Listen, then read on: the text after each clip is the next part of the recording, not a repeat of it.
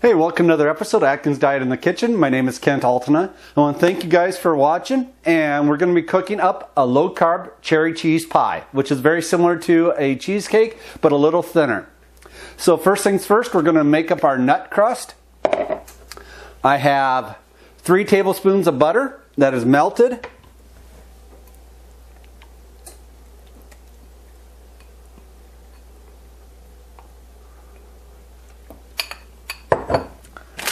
To this, I'm going to add a half a cup of almond flour,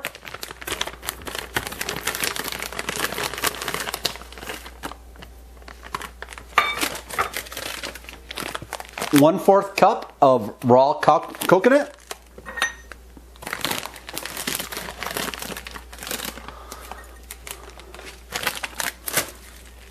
and 1/4 cup of flax meal.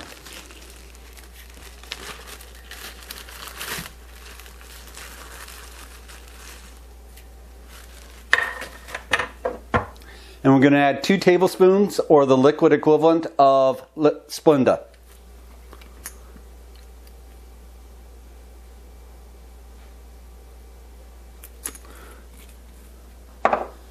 Alright, we're going to stir this through each other.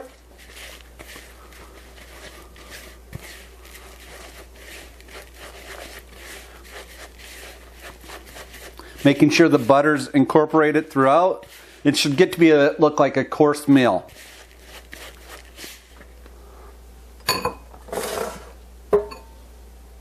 Alright, we're going to place the nut crust mixture into a 9-inch pie pan.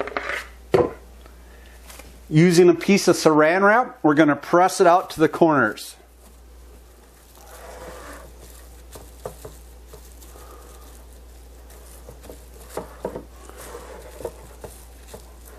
Just try to get it as flat as possible. And press any excess out to the edge. If you had a springform pie pan, this would be a good recipe to use it on.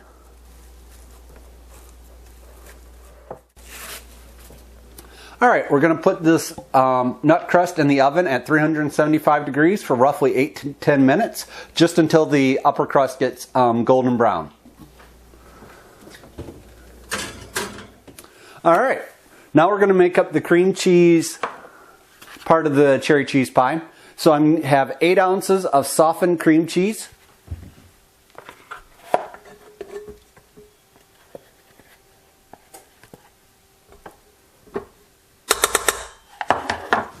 To this, I'm going to add a half a cup of Splenda, or the liquid equivalent, which in my case is about 12 drops.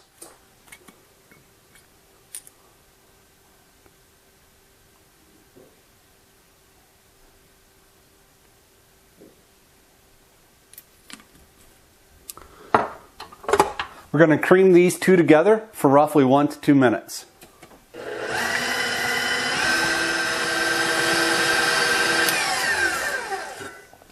Alright, prior to making anything, I made up 1 cup of whipped cream, which is simply 1 cup of heavy cream with roughly 2 tablespoons of Splenda and a teaspoon of vanilla extract, whipped together until it forms soft peaks.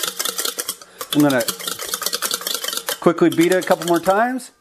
Now you can see that they're soft peaks as the tops are folding over it as I pull it out.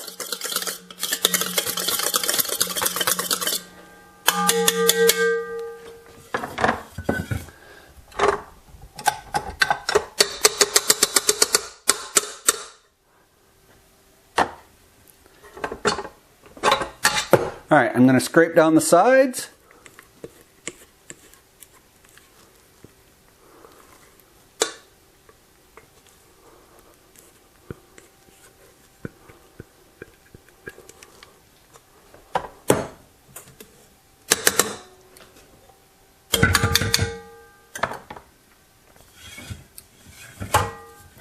Alright, I'm going to take about half of the whipped topping and put it into my cream cheese mixture.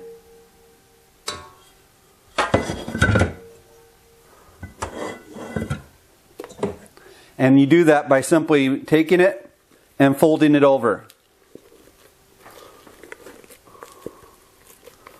to ensure it's well incorporated but not beaten all the way through, because you don't want to lose the lift or the air that you beat into the whipped topping.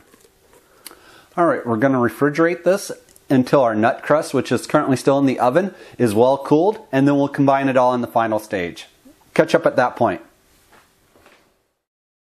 Alright, welcome back. My crust is sufficiently cooled. You can see that it's a golden brown at this point. Alright, so we're going to place the whipped cream, whipped topping mixture on the crust.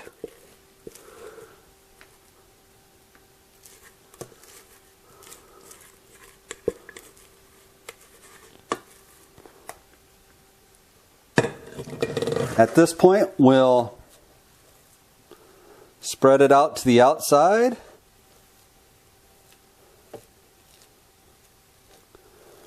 Careful not to disturb the nut crust too much. If you do, don't worry, it'll be covered by the cherries in short fashion. Alright, we're going to be using this cherry topping. You might notice it's no sugar added cherry toppings. Now the only questionable ingredient on the label is the modified food starch, but it's very low on the ingredients label. This is roughly 7 net carbs per 1/3 cup, but that's per serving. Now we're not even going to use more than 2 servings on this pie, so its net effective carbs per slice of pie is roughly 1 gram. I'm going to be using a 1/2 cup of the topping on the pie.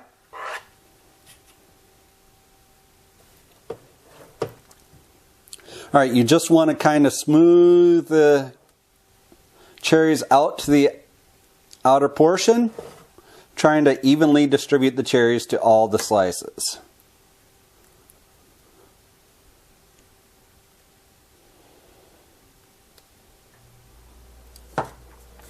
And then you can take the remaining whipped topping and put it on the outside of the pie.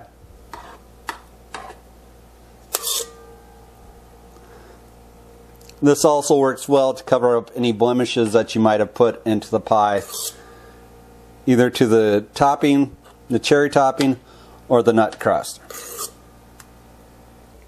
Alright, now you want to refrigerate this for roughly 1 to 2 hours just to make sure it's nice and cooled by the time you want to serve it. I want to thank you guys for watching. Hope this reaches everyone in great health. I'll talk to you guys later. Bye.